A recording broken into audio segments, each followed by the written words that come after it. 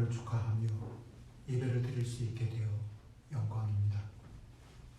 부활의 주님의 권능으로 우리의 두려움이 찬송으로 우리 주변의 어두움이 빛으로 우리에게 다가오는 죽음이 생명의 역사로 변화되는 역사가 일어나기를 원합니다. 이제 머리 숙여 하나님 예배하겠습니다. 우리 주 예수 그리스도의 아버지 하나님을 찬송하리로다. 그의 많으신 긍휼대로 예수 그리스도를 죽은 자 가운데서 부활하게 하심으로 말미암아 우리를 거듭나게 하사 산 소망이 있게 하시며 썩지 않고 더럽지 않고 새하지 아니하는 유업을 잊게 하시나니 곧 너희를 위하여 하늘에 간직하신 것이라. 아멘. 할렐루야. 죽은 지 사흘 만에 무덤 문을 여시고 부활하신 예수님께 찬송과 영광을 돌립니다. 부활의 첫 열매가 되신 예수님을 따라 우리도 부활하게 될 것을 믿으며 이 시간 예배를 드립니다. 주님, 부활절에 드리는 이 예배를 받아주시고 우리로 참된 신앙을 갖게 하여 주시옵소서. 썩어 없어질 땅의 것에만 소망을 두지 않게 하시며 부활을 사모하는 성도로 주님 안에서 견실하며 흔들리지 않는 믿음을 지키게 하여 주시옵소서. 예수님의 이름으로 기원하옵나이다. 아멘.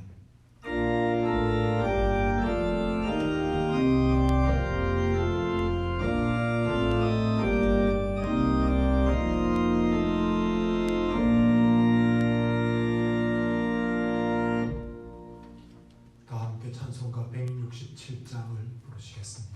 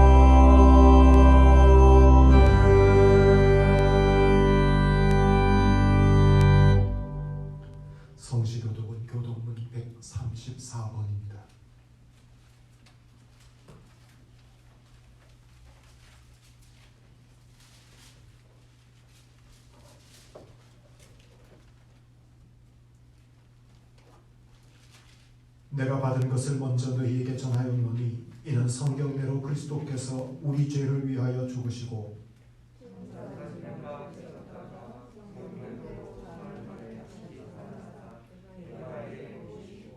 후에 12 제자에게와 그 후에 500여 형제에게 일시에 보이셨나니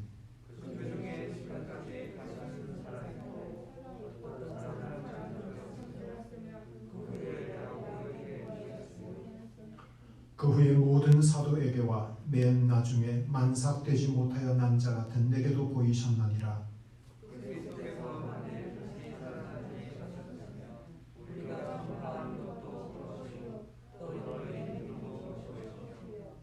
만일 그리스도 안에서 우리가 바라는 것이 다만 이 생의 삶뿐이면 모든 사람 가운데 우리가 더욱 불쌍한 자이리라.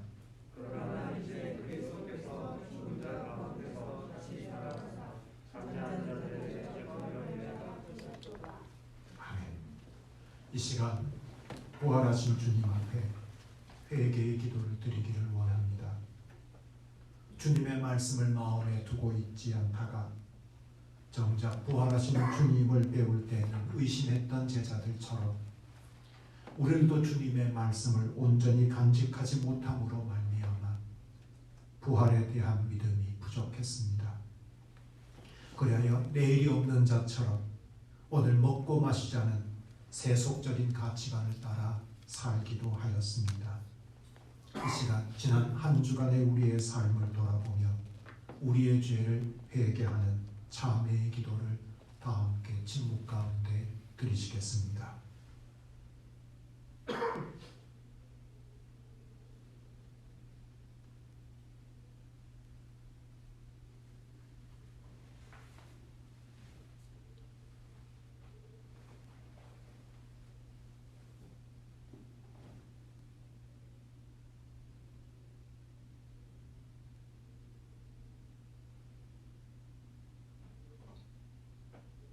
하나님의 말씀입니다.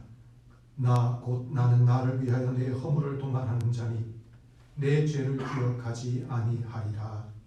아멘. 사도신경으로 우리의 신앙을 고백하겠습니다. 나는 전능하신 아버지 하나님 천지의 창조주를 믿습니다.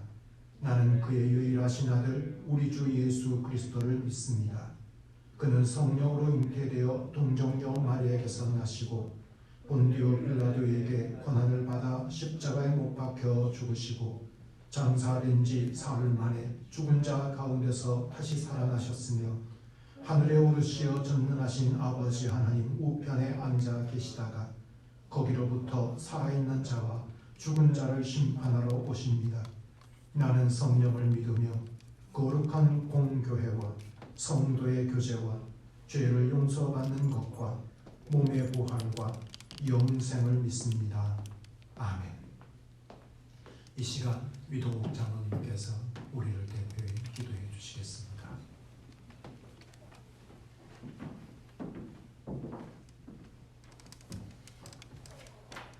다 같이 기도드리시겠습니다. 큰 환난 속에서도 희망을 주시고 공경을 헤쳐나가게 하시는 주님, 오늘 저희에게 이렇게 부활절 주일을 지켜 예배드릴 수 있도록 해주심을 감사드리옵니다. 그 어느 때와도 달리 조촐하게 맞이하는 부활주일이지만 주님을 경배드리며 감사와 영광을 돌려드리는 저희들의 신실함은 식지 않고 뜨겁습니다. 유난히 길고 긴 느낌의 고난주의 주간 가운데서도 저희를 회복시키시는 가운데 역사하시고 그 위대함을 보여주시어 만인으로 하여금 주님을 더욱 경배하게 하옵소서. 부활하신 주님을 경배드리오니 늘 저희 서강교회의 지체들이 부활하신 예수님의 모습으로 닮아가는 삶을 이끌어갈 수 있도록 허락하여 주시옵소서. 저희가 날마다 죄와 싸워 이겨나갈 수 있도록 하여 주신 것 같이 지금 유행하는 이 바이러스와의 전쟁에서도 싸워 이겨나갈 수 있도록 붙잡아 주시옵소서. 우리의 몸이 그리고 또 마음이 연약하오나 더욱 강하신 주님의 손을 잡고 이겨나가게 하옵소서. 이 바이러스보다 하나님을 더욱 두려워하는 믿음으로 나아가게 하시고, 하지만 한편으로 우리가 모든 것을 주님께 맡기고 진실로 회개할 때 주님의 온전한 사랑을 은혜 내려주심을 믿사오니 사랑과 기쁨이 충만하고 활기 넘치는 부활절로 우리의 영혼의 구원을 온전히 이루고 성령 충만을 온전히 누리게 하여 주시옵소서. 저희 서강교회 모든 교인들이 연약하거나 병 가운데 있거나 모두 믿음으로 구원받고 위험하고 악으로 가득 찬 세상에서 믿음의 밭을 일구어 나가고 주님의 기업을 이루어 나가게 인도하여 주시옵소서. 특별히 국내외에 성장하고 활동하고 있는 저희의 자녀들과 식구들을 위해서 기도드리오니 그들이 신적으로나 육적으로 강건하여지는 시기로 만들어주시고 더욱 단련시켜 주시길 원하옵니다. 하나님이 복주시사 그들의 영육을 보호하여 주시고 인도하시면서 살아가면서 그들이 주님께 쓰임받는 귀중한 존재로 이끌어 주시옵소서. 또한 주 하나님, 이 나라를 위해 간구드리오니 중요한 시기에 이 나라를 이끌어갈 일꾼들을 세우시사 훌륭한 지도자로서 정의와 공의가 앞장서고 이스라엘을 세우신 바와 같이 그 어느 나라보다도 더욱 번창하는 하나님의 나라로 이 나라를 이끌어 주시기를 원하옵니다. 서강교회 모든 성직자들을 위해 기도드리오니 코로나로 염려가 많은 이 유례없는 환난의 시기에 심적으로나 육적으로 지켜주시옵고 서강의 족속들을 이끌어나가는 주님의 종으로 보호하여 주시옵소서. 하나님은 온 세계를 심판하시지만 당신이 택한 백성은 반드시 구원하실 것을 믿습니다.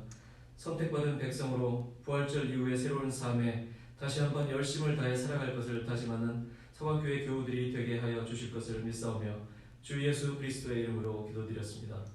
아멘.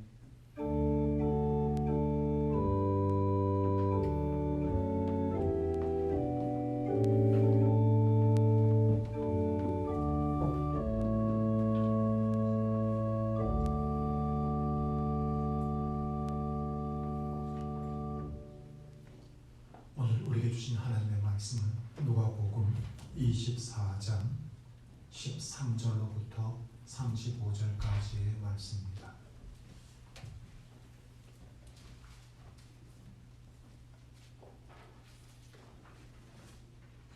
신약성경 누가복음 24장 13절로부터 35절까지의 말씀입니다.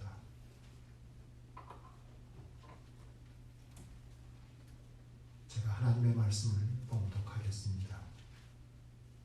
그날에 그들 중 둘이 예루살렘에서 25리 되는 엠마오라 하는 마을로 가면서 이 모든 된 일을 서로 이야기하더라. 그들이 서로 이야기하며 문의할 때 예수께서 가까이 이르러 그들과 동행하시나 그들의 눈이 가리워져서 그인 줄 알아보지 못하거늘 예수께서 이르시되 너희가 길 가면서 서로 주고받고 하는 이야기가 무엇이냐 하시니 두 사람이 슬픈 빛을 띠고 머물러 서더라. 그 한 사람인 글로바라 하는 자가 대답하여 이르되 당신이 예루살렘에 체류하면서도 요즘 거기서 된 일을 혼자만 알지 못하느냐. 이르시되 무슨 일이냐. 이르되 나사렛 예수의 일이니 그는 하나님과 모든 백성 앞에서 말과 일에 능하신 선지자이거늘 우리 대제사장들과 관리들이 사형 판결에 넘겨주어 십자가에 못 박았느니라. 우리는 이 사람이 이스라엘을 속량할 자라고 바라노라. 이뿐 아니라 이 일이 일어난 지가 사흘째요. 또한 우리 중에 어떤 여자들이 우리도 놀라게 하였으니 이는 그들이 새벽에 무덤에 갔다가 그의 시체는 보지 못하고 와서 그가 사랑하셨다 하는 천사들의 나타남을 보았다 함이라. 또 우리와 함께한 자 중에 두어 사람이 무덤에 가 과연 여자들이 말한 바와 같았음을 보았으나 예수는 보지 못하였느니라 하거늘 이르시되 미련하고 선지자들이 말한 모든 것을 마음에 더디 믿는 자들이여 그리스도가 이런 고난을 받고 자기의 영광에 들어가야 할 것이 아니냐 하시고 이에 모세와 모든 선지자의 글로 시작하여 모든 성경에 쓴 바 자기에 관한 것을 자세히 설명하시니라. 그들이 가는 마을에 가까이 가매 예수는 더 가려 하시는 것 같이 하시니 그들이 강권하여 이르되 우리와 함께 유하사이다. 때가 저물어 가고 날이 이미 기울었나이다 하니 이에 그들과 함께 유하러 들어가시니라. 그들과 함께 음식 잡수실 때에 떡을 가지사 축사하시고 떼어 그들에게 주시니 그들의 눈이 밝아져 그인 줄 알아보더니 예수는 그들에게 보이지 아니하시는지라. 그들이 서로 말하되 길에서 우리에게 말씀하시고 우리에게 성경을 풀어주실 때에 우리 속에서 마음이 뜨겁지 아니하더냐 하고 곧 그때로 일어나 예루살렘에 돌아가 보니 11 제자와 및 그들과 함께 한 자들이 모여 있어 말하기를 주께서 과연 살아나시고 시몬에게 보이셨다 하는지라. 두 사람도 길에서 된 일과 예수께서 떡을 떼심으로 자기들에게 알려지신 것을 말하더라. 아멘. 이 시간 박두리 집사님의 특송이 있겠습니다.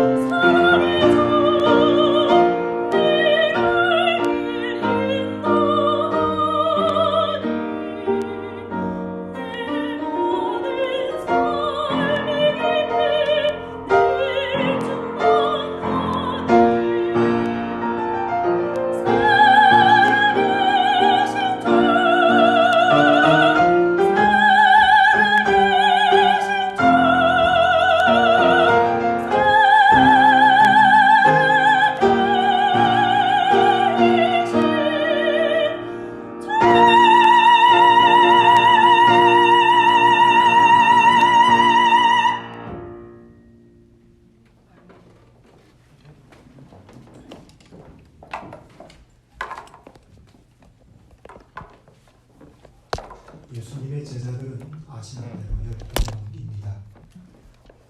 그런데 그들 외에도 예수님을 따르는 사람들은 많이 있었습니다.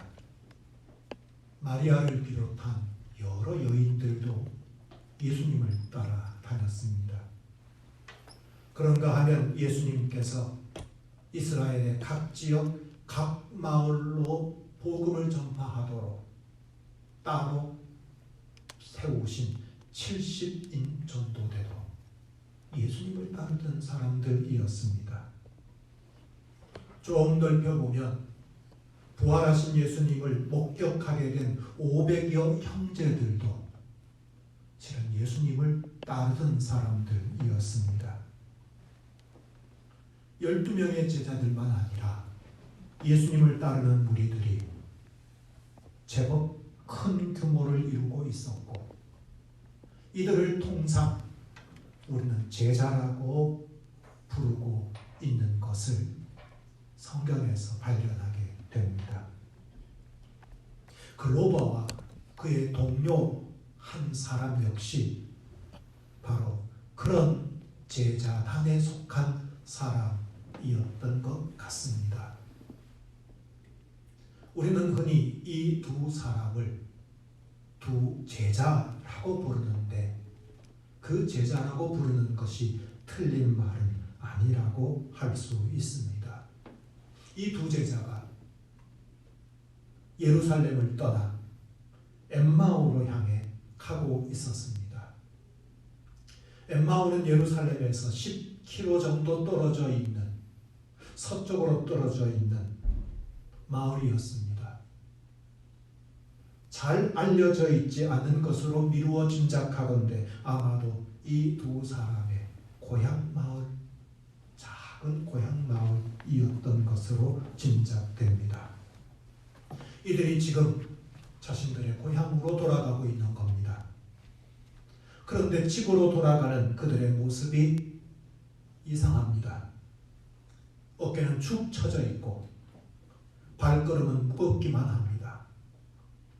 그들의 얼굴에는 슬픔과 실망으로 일그러져 있었습니다. 사실 이 두 제자는 이스라엘이 회복되기를 꿈꾸고 살아왔습니다. 예수님께서 자신들의 그 꿈을 이루어 주실 것이라 믿어 의심치 않았습니다.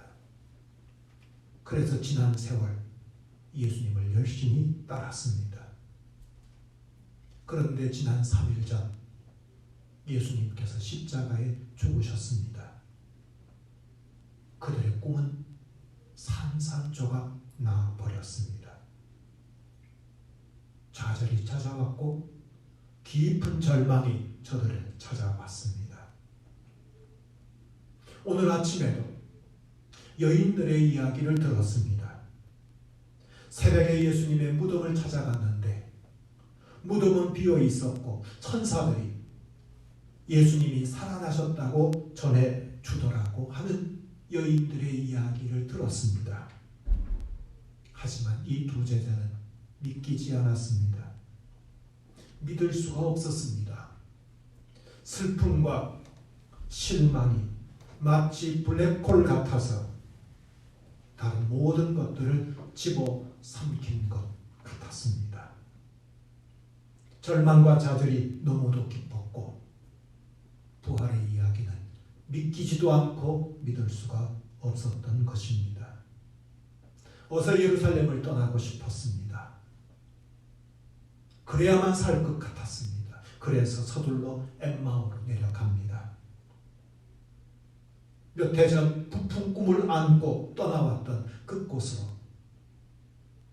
이제는 시리와 절망감을 안고 돌아갑니다. 지금 그들은 낙향하고 있습니다. 우리가 가는 길도 어찌 보면 엠마오의 길을 닮았습니다. 엠마오로 가는 두 제자라고 하는 성가가 있습니다.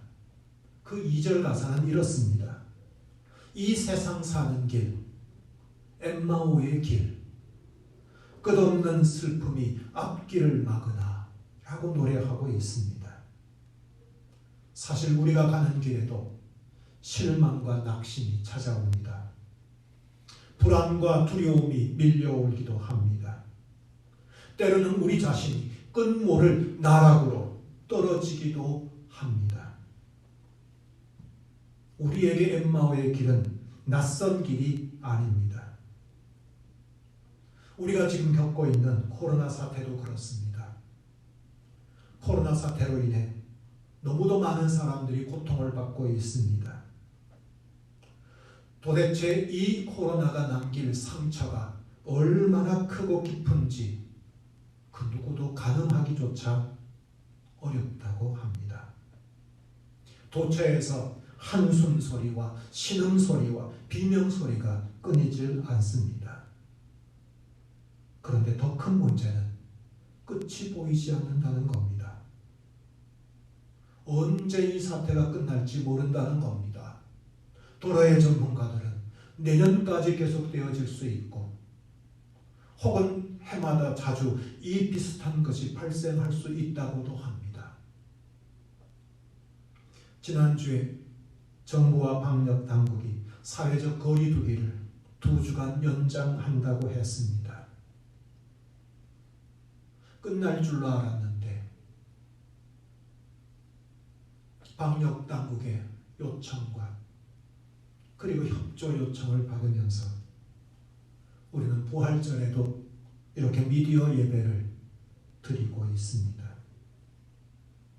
4월 마지막 주일에는 괜찮겠지 싶어서 부활 기념주일로 그날을 정하고 부활 기념주일을 4월 26일 드리기로 당회에서 결정했습니다. 그런데 한편에서는 과연 그날은 정상적으로 교회당에서 예배를 드릴 수 있을까 하는 이런 의구심이 계속 저를 사로잡습니다.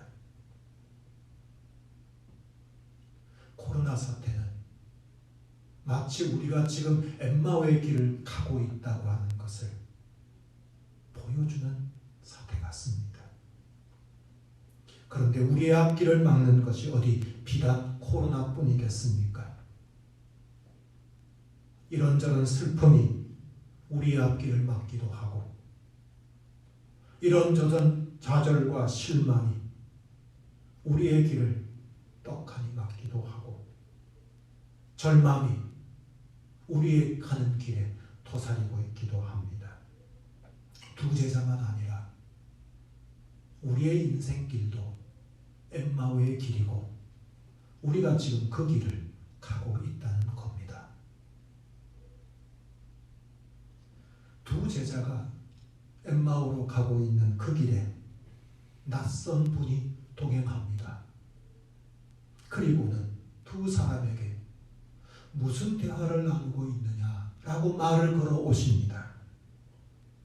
두 제자가 보기에 이 낯선 사람은 최근에 예루살렘에서 일어난 일을 전혀 모르는 사람같이 보였습니다. 그런데 착각이었습니다. 낯선 사람과 대화하는 가운데 이 낯선 분이 예루살렘에서 잡금에 일어난 사건에 대해 그 누구보다도 많이 알고 있고 잘 알고 있다는 사실이 이내 드러납니다.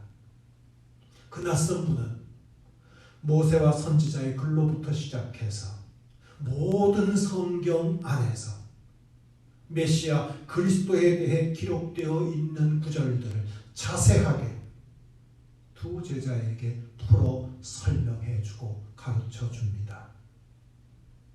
그 낯선 분의 이야기에 따르면 선지자들은 이미 그리스도께서 고난을 받고 그 이후에 영광을 얻게 될 것이라고 이미 예언하셨다라고 하는 것도 말씀해 주셨습니다.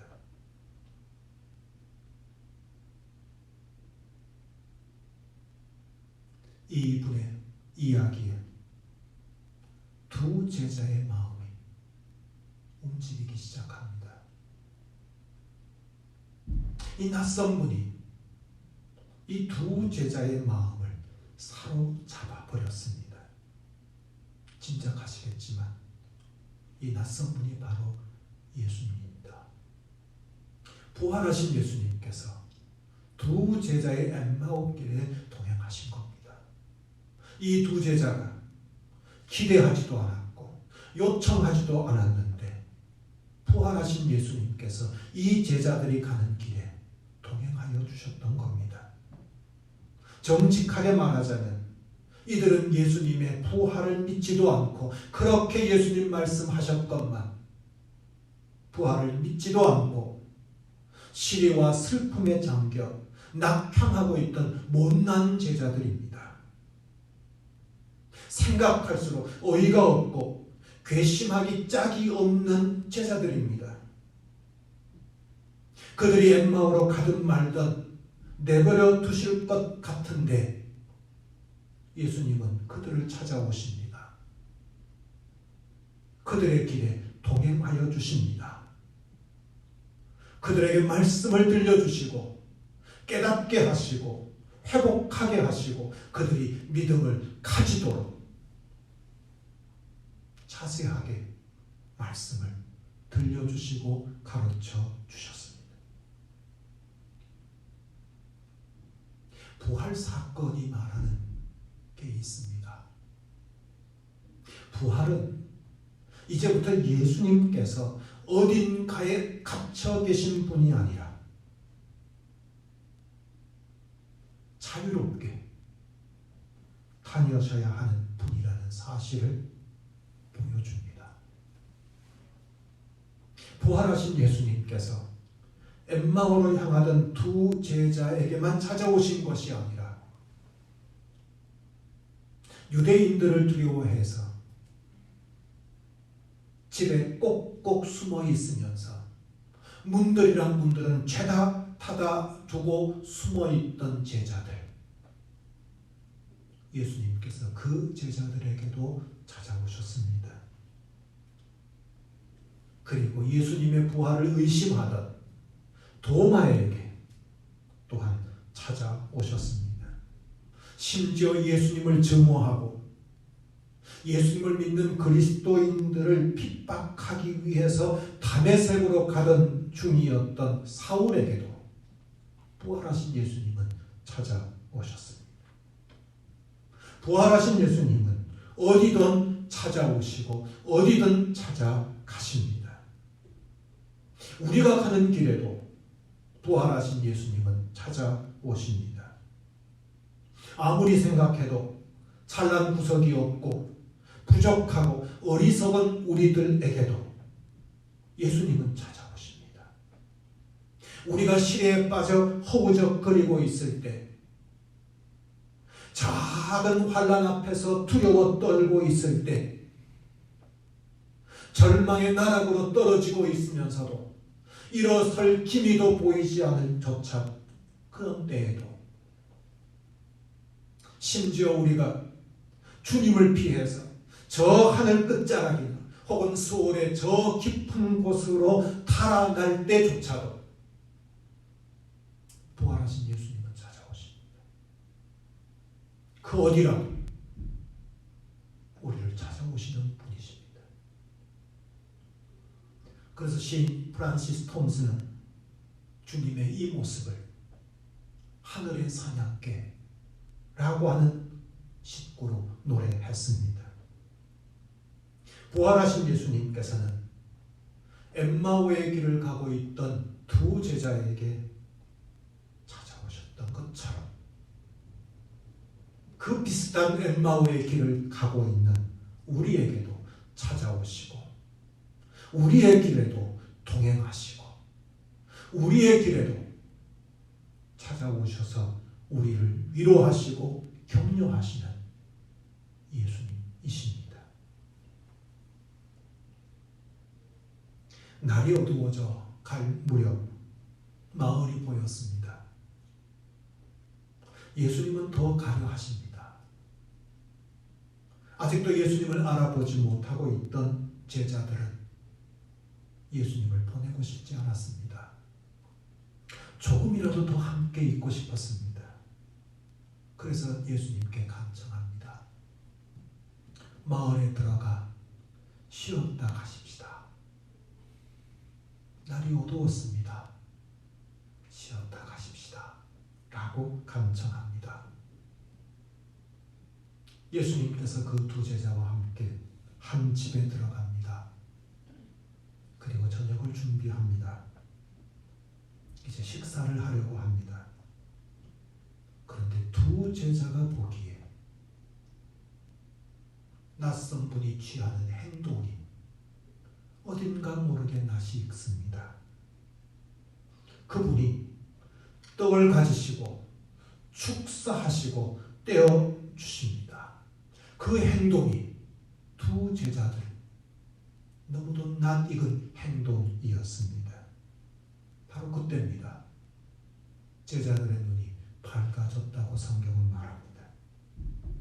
지금껏 길에서 그들과 동행하시고 말씀을 들려주시고 지금도 함께 식탁에 앉아 계신 분이 바로 예수님이신 줄 비로소 알아보게 되었습니다. 그런데 흥미로운 것은 그들이 비로소 예수님을 알아본 그 순간 예수님은 이 두 제자의 시야에서 사라지셨습니다. 예수님이 보이지 않게 되었습니다. 그런데도 이 두 제자 이것을 이상하게 생각하지 않습니다. 오히려 저들은 서로 반문합니다. 야, 우리 조금 전에 길에서 예수님께서 우리 마음에 말씀하실 때, 성경을 풀어주실 때 우리 마음이 뜨겁지 않았더냐? 그때 알아봤어야 되는데. 그렇게 서로 대화를 나눕니다. 부활하신 예수님을 이 두 제자 만나게 되었고 자신들이 부활하신 예수님을 만났음을 서로 이렇게 확신하게 되었습니다. 사실 이 대목에서 이상한 점들이 하나둘은 아닙니다. 도대체 두 제자들은 어떻게 예수님을 알아보지 못했을까? 아무리 엠마오로 가는 길에 석양이 드리워져 있었고 옆에 누군가가 오더라도 얼굴을 잘 알아볼 수 없었다고 하더라도 아무리 예수님이 살아나셨을 것이라고는 꿈에도 생각하지 못했다고 하더라도 어떻게 자신들과 함께 동행하시는 예수님, 그분의 죄치, 그분의 분위기를 보고도 아니 그분의 음성을 듣고도 예수님을 알아보지 못할 수가 있었을까? 게다가 그들의 눈이 밝아져서 그인 줄 알아보더니 예수는 그들에게 보이지 아니하니라 한 것도 이상하긴 마찬가지입니다. 눈이 밝아져서 예수님을 비로소 알아보게 되었는데 예수님이 보이지 않는다. 이 이상한 대목들은 실은 우리에게 들려주는 놀라운 진리를 담고 있습니다. 눈이 가려지는 것과 눈이 밝아지는 것, 그것은 단지 저들의 육신의 눈 혹은 시력을 말하는 것이 아니라는 것이 분명합니다. 부활하신 예수님이 제자들의 눈에 볼 수 있게끔 그들에게 나타나는 것이 아니라고 하는 것을 암시해주는 대목이기도 합니다. 어쩌면 이 예수님께서 두 제자를 만나시는 이 사건은 이후로 부활하신 예수님을 어떻게 만날 수 있는지를 우리에게 계시적으로 들려주는 사건이라고 할 수 있다는 겁니다. 물론 예수님께서 부활하시고 지상에 계신 40일 동안은 제자들은 눈으로 예수님을 뵐 수 있었습니다. 부활하신 예수님 만날 수 있었습니다. 예수님의 몸에 난 상책에 도마에게 손을 넣어 만져보라고도 하셨고 제자들과 함께 게네사렛 호숫가에서 생선을 구워 드시기도 하셨습니다. 그런데 예수님께서 승천하신 후 그때부터는 아무리 제자라고 하더라도 눈으로 예수님을 볼 수는 없게 되었습니다. 더 이상 예수님을 육체로 만날 수가 없게 되었습니다. 그런데 그렇다고 부활하신 예수님께서 저들과 함께하지 않는 것일까? 그것은 아니라는 겁니다. 바로 오늘 두 제자를 예수님께서 만나시는 이 장면이 지금 앞으로 주님을 믿는 사람들이 어떻게 부활하신 주님을 만나고 어떻게 부활하신 주님을 볼 수 있는지를 말해주는 사건이라는 겁니다. 주님의 식탁에서 주님의 임재를 체험했고 주님이 주시는 말씀으로 감동을 받음으로 예수님께서 여기에 계심을 깨닫게 하여 주셨던 바로 그 모습이 장차 그를 믿는 사람들에게 부활하신 예수님께서 어떻게 나타나고 그들을 만나시는지를 보여주시는 계시적인 사건이었다는 겁니다. 우리를 찾아오시고 우리와 함께 하시는 예수님을 우리가 어떻게 알아볼 수 있겠습니까? 꿈을 꿨는데 낯선 분이 우리에게 찾아왔는데 그분이 예수님인 줄 우리는 어떻게 알아봅니까? 우리와 세상 끝날까지 함께 하실 것이라고 약속해 주신 예수님, 어떤 방식으로 우리와 함께 하시는 것이겠습니까?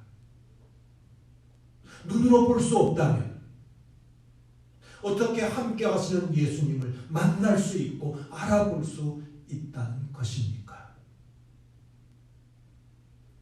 독일의 신학자인 미하엘 벨크는 말합니다. 부활 이후의 예수님은 비교할 수 없을 정도로 더 큰 능력으로 그의 영의 능력으로 현존하시다. 부활 이후의 예수님은 비교할 수 없는 정도로 더 큰 능력을 가지고 그의 영의 능력으로 현존하신다라고 말합니다. 예수님의 영이신 성령의 능력으로 우리는 부활하신 예수님을 만난다는 겁니다. 예수님의 살과 피를 먹고 마시는 성찬의 자리에서 성령의 능력으로 예수님의 임재를 우리는 체험한다는 겁니다. 예수님의 말씀을 듣고 예수님의 말씀을 읽는 자리에서 부활하여 살아계신 주님의 현존을 우리는 체험할 수 있다는 겁니다. 하나님께 엎드려 기도하고 부르짖는 그때 성령의 능력으로 부활하신 예수님이 우리와 함께 하심을 체험할 수 있다는 겁니다.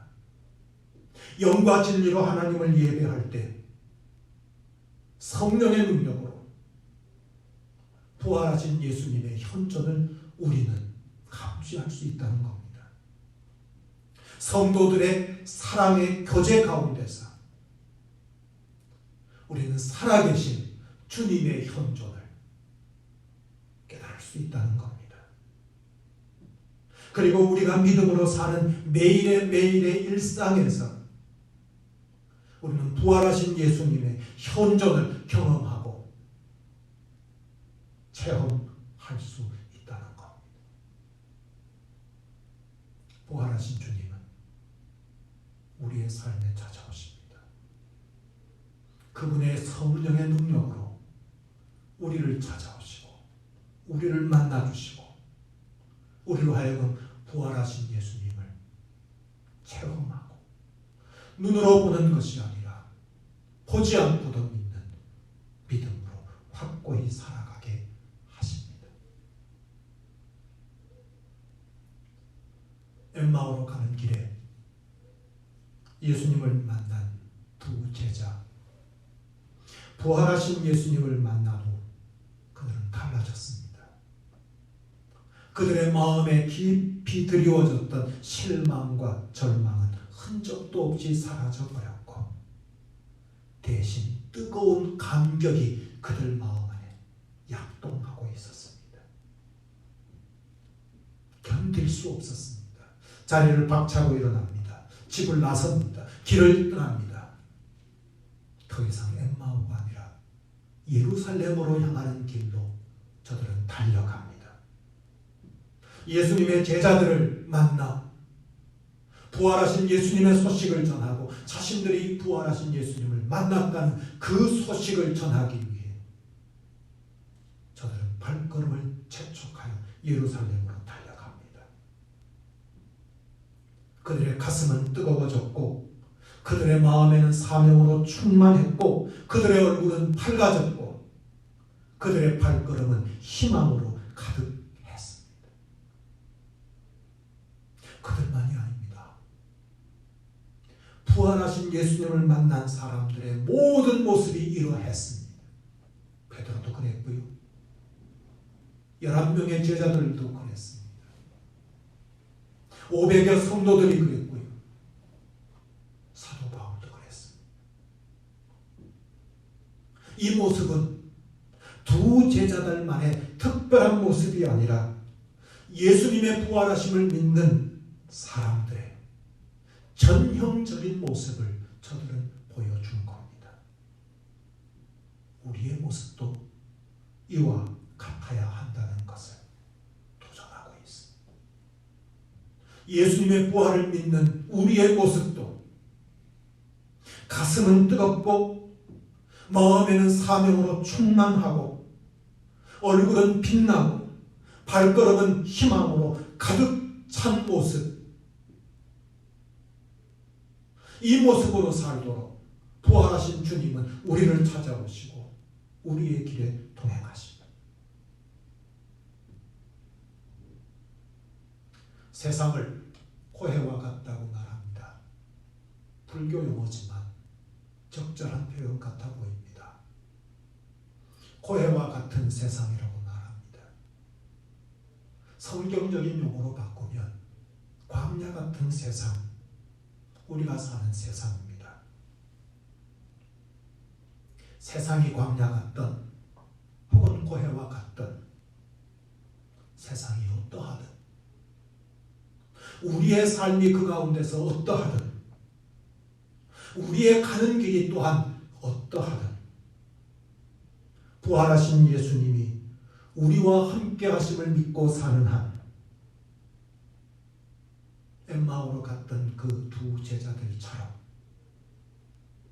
소망으로 기쁨으로 감격으로 충만하게 될 것입니다. 부활하신 예수님으로 말미암아 주님의 능력이 주시는 소망, 기쁨 그리고 감격이 고해와 같은 세상을 살아가는 엠마오의 길로 가는 오늘 저와 여러분에게 차고 넘치게 되기를 주님의 이름으로 축원합니다. 기도하겠습니다. 거룩하신 하나님, 부활절을 허락하여 주시고 주님의 부활을 경축하게 하심을 감사드립니다.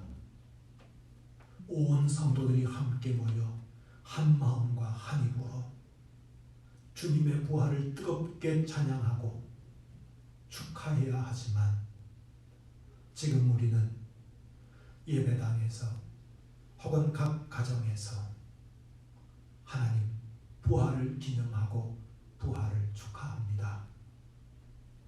우리의 이 축하와 우리의 이 감격을 받아주시고 부활하신 주님께서 오늘도 우리를 찾아오시며 우리의 길에 동행하시며 광야 같은 세상을 살아가고 있는 우리들이지만 부활하신 주님이 우리와 함께 하시는 한 우리의 삶에는 소망과 기쁨과 감격이 충만할 줄로 믿사오니 주님, 우리의 길에 동행하여 주시옵소서. 예수님 이름 받들어 기도드리옵나이다. 아멘. 우리 함께 찬송가 167장, 165장 부르시겠습니다.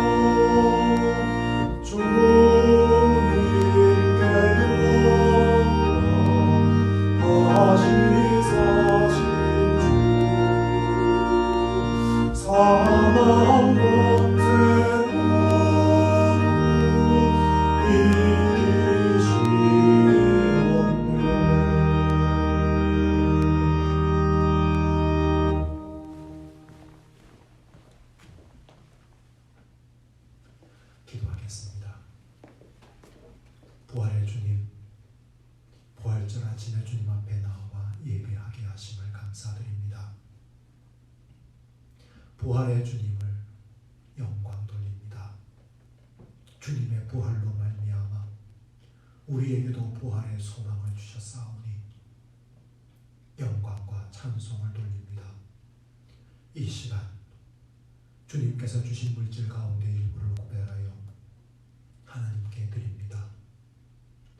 부활절 감사헌금으로 혹은 10의 1조로 혹은 감사 제목을 가진 감사헌금으로 혹은 주정헌금으로 주님께 드리는 이 예물 받아주시옵소서.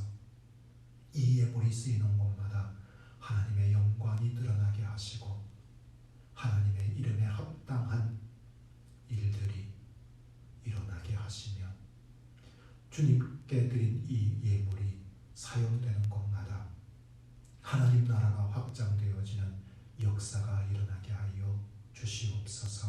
감사를 드리옵고 예수님 이름 받들어 기도드리옵나이다.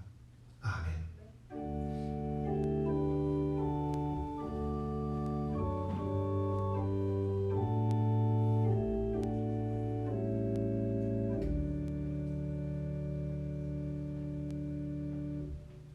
광고 말씀 드리겠습니다. 오늘 부활절입니다. 이 부활절과 다르게 오늘도 부활절 예배를 미디어 예배로 드리게 되었습니다. 우리 교회에서는 다음 주일 4월 19일 주일도 주일 예배를 미디어 예배로 드리기로 했습니다. 4월 마지막 주일인 4월 26일 주일, 그날을 우리 교회는 부활 기념주일로 정하고 교회당에서 온 교우들이 함께 부활 기념 주일 예배를 드리기로 했습니다. 그리고 이날부터 새벽 기도회와 수요 기도회를 또 금요 기도회, 금요 구역 예배도 정상화할 예정입니다. 아시는 대로 이 계획이 또 어떤 변수를 만나게 될지 모르기 때문에 여러분들의 기도를 부탁드립니다. 부활절은 미디어 예배로 드리지만 4월 26일 주일은 우리 교회당에서 온 교우들이 함께 부활 기념 주일 예배로 드릴 수 있도록 위에서 기도해 주시면 감사하겠습니다. 다시 한번 기도하겠습니다. 지금은 우리 주 예수 그리스도의 은혜와 하나님 아버지의 만극하신 사랑하심과 성령님의 인도하시며 교통하시는 역사가 광야 같은 세상을 살아가는 저희들,